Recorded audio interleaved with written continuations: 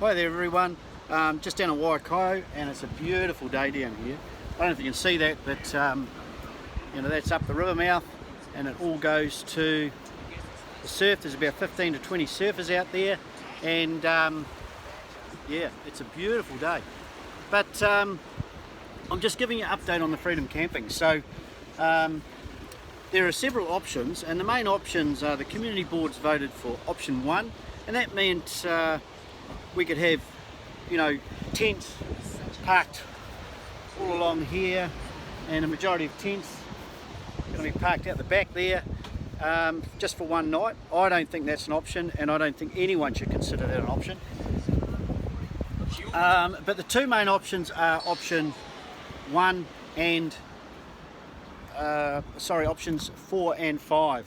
Now, option 4 and 5.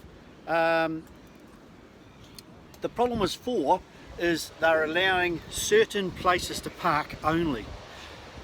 That means locals can't actually come down here and use the area, because there's a bus, and there's a friend of mine, you can see that there's a bus there, and that's Colin Berry, and he comes down most weekends and parks up. As a local, he's got the right to do that. On option 4, he will be restricted from doing that, and that's the biggest thing I'm afraid of. He's fully self-contained, but if option 4 are going to allow self-contained and non-self-contained and restricted areas, he will be restricted, because even though he's self-contained, if a non-self-contained person is in his area, he won't be able to park down here. So yeah, that's the crux of the problem, and we need to consider that locals come first before tourists. We're ratepayers, we're all self-contained, and we need to look at that. So and option 5 is probably the option I'm going to go. Of course, I'll be open in the meeting. Option 5 is non-self-contained to go to the campsites, because they're not fit for purpose, and the council, I'm going to move a motion that the council give $30,000 a year. That goes to, it can either go to a discount to the motorhome, or a discount to the Lenlai Centre, or something like that.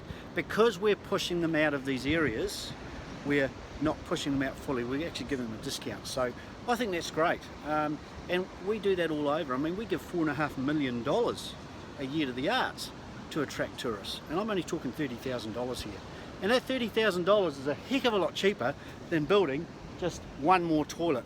And really, in this area, if they open the gates, they need 8 toilets. So it's so much easier just to give them a encouragement by the form of a discount to go and either stay in our hotels or our campsites.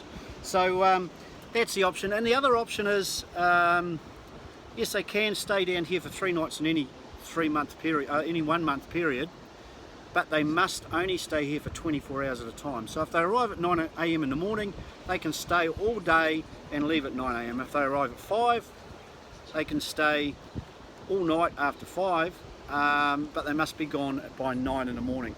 That's because, like this morning, there were 14 Freedom Campers down here. There are only a couple here because they're out, they're doing what tourists should do, and visiting all our sites. And if they're here and they're not moving on, they're actually not visiting our sites. They actually are staying here for free.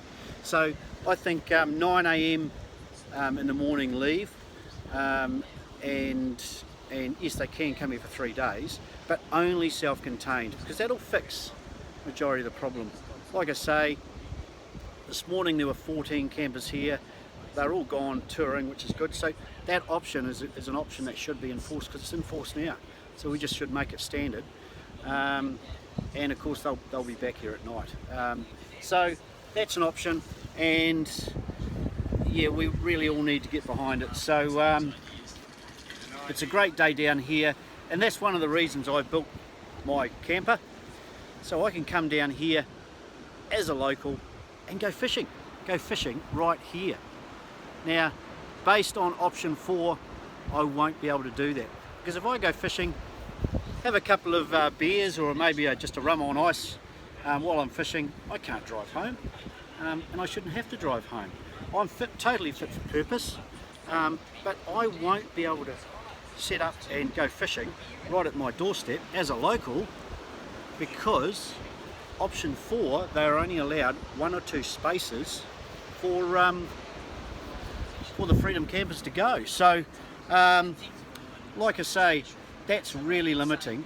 And next week the whitebait is going to be here, and if the whitebait is going to be here, can you imagine? And they all this is a river, so they're all going to whitebait along this river. They've got every right to stay. I'm talking about locals here, but they won't be able to because we're going to put restrictions. So yeah, we need to sort of this, and a lot of thinking needs to be done, and hopefully we'll get the good result.